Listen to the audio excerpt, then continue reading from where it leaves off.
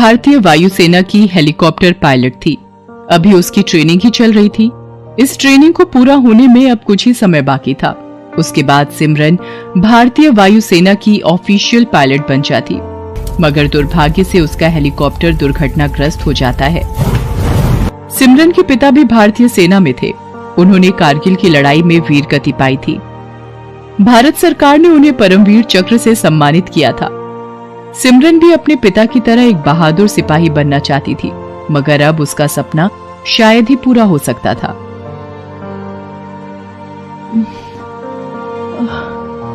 मैं कहाँ हूँ? मैं यहाँ कैसे पहुंची सर? सिमरन माय सन, हिम्मत से काम लो। तुम एक बहादुर पिता की संतान हो। सिमरन को कुछ समझ नहीं आया। तभी उसकी नजर अपने पैरों पर पड़ती है। उसके दोनों पैर कटे हुए थे। उसके मुंह से एक चीख निकल जाती है। नहीं, ये सब कैसे हो गया सर? ये सब कैसे हो गया? तुम जिस हेलीकॉप्टर से अभ्यास कर रही थी उसमें कुछ खराबी आ गई थी और वो हेलीकॉप्टर दुर्घटनाग्रस्त होकर खाई में जा गिरा था। पूरे 3 दिन बाद तुम खोजी दल को बेहोश अवस्था में खाई में मिली, लेकिन अफसोस तुम्हारे पैर उस दुर्घटना का शिकार हो गए हैं। सिमरन कुछ दिन अस्पताल में रहने के बाद वापस अपने गांव आ गई। उसे अपाहिज की तरह व्हीलचेयर पर आते देख उसकी माँ फूट फूट कर रोई थी। सिमरन से मिलने के लिए उसके रिश्तेदार भी आए थे। वो उन्हें दिलासा कम जले पर नमक ज्यादा छिड़क रहे थे। अरे मैंने तो पहले ही कहा था कि लड़की को फौज में मत भेजो। और नहीं तो क्या, अगर जंग में पैर कटा कर आई होती तो इनाम मिलता, पैसे मिलते। यहाँ तो ट्रेनिंग में ही अपने दोनों पैर दान कराई। अरे अब ये तो सोचो कि एक अपाहिज लड़की से शादी भी कौन करेगा?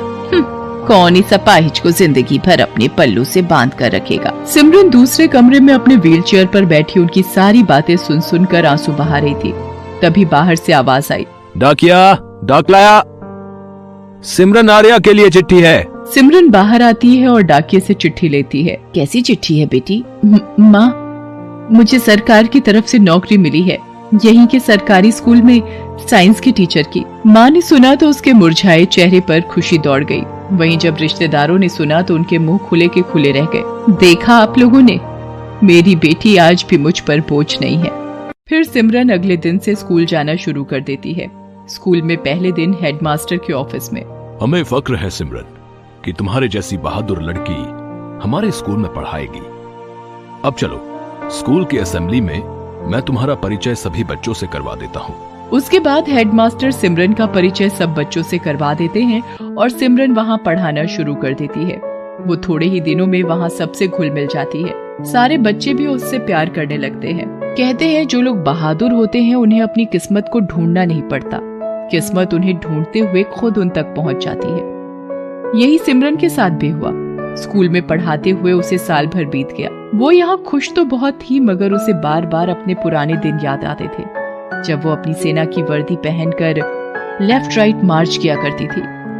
उसे लगता था कि भगवान ने जरूर उसकी किस्मत में ऐसा बहादुरी भरा कारनामा लिख रखा है जिससे सारी दुनिया उस पर फख्र करे। एक दिन सिमरन को स्कूल जाने में थोड़ा लेट हो गया। जब तक वो स्कूल पहुंची, सारे बच्चे और टीचर स्कूल के ग्राउंड में असेंबली के लिए जमा हो चुके थे। सिमरन जल्दी जल्दी स्कूल पहुंची और अपनी अटेंडेंस रजिस्टर पर साइन करने ऑफिस में चली गई। सब लोग ग्राउंड में थे, सिर्फ सिमरन ही अंदर थी।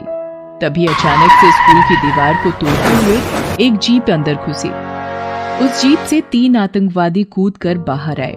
अगर जिंदा रहना चाहते हो तो जैसा हम कहते हैं वैसा ही करो। क्यों मास्टर, सारे लोग यही है ना? चल, इन सबको लेकर एक कमरे में चल, नहीं तो यहाँ इतनी लाशें बिछा देंगे कि उन्हें उठाते उठाते तुम्हारी कमर टूट जाएगी। हेडमास्टर उन्हें स्कूल के हॉल में लेकर जाते हैं। आतंकवादी सभी बच्चों और टीचरों को उसी हॉल में बंदी बना लेते हैं। तभी बाहर से आवाज आती है, पुलिस ने तुम्हें चारों तरफ से घेर लिया है। अगर जिंदा रहना चाहते हो तो अपने आप को हमारे हवाले कर दो। अब तुम बचकर नहीं जा सकते, इसलिए कोई गलती मत करना।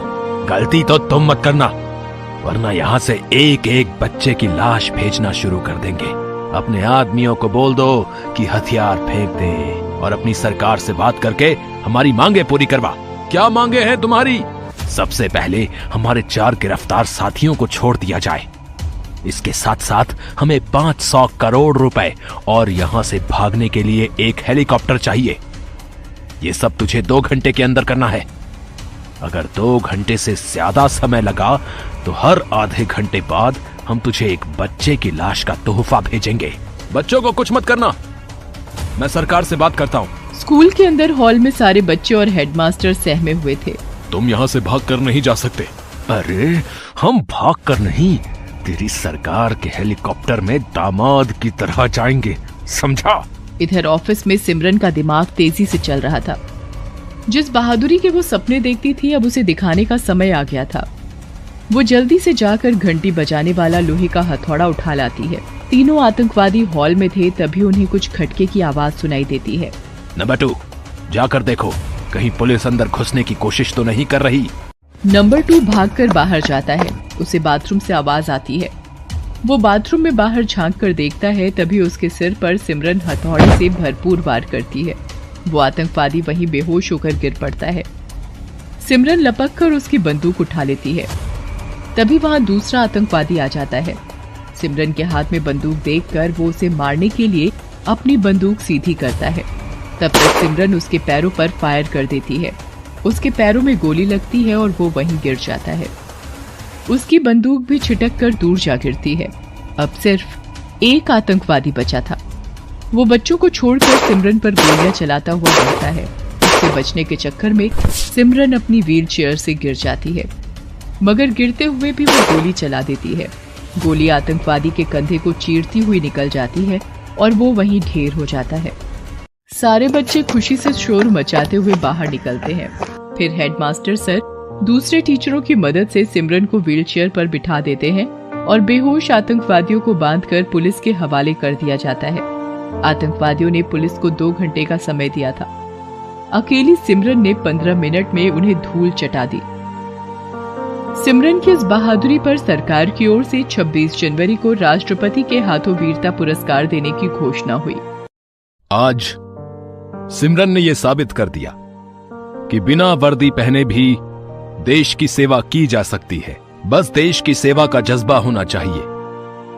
हिंदुस्तान को नाज है अपनी इस बेटी पर। हिंदुस्तान पर बुरी नजर रखने वालों से मैं इतना ही कहना चाहूंगा कि तुम्हारे जैसे आतंकवादियों के लिए हमारी बेटियां ही काफी हैं। Best buddies. Tambourine's great too. DJ Jello.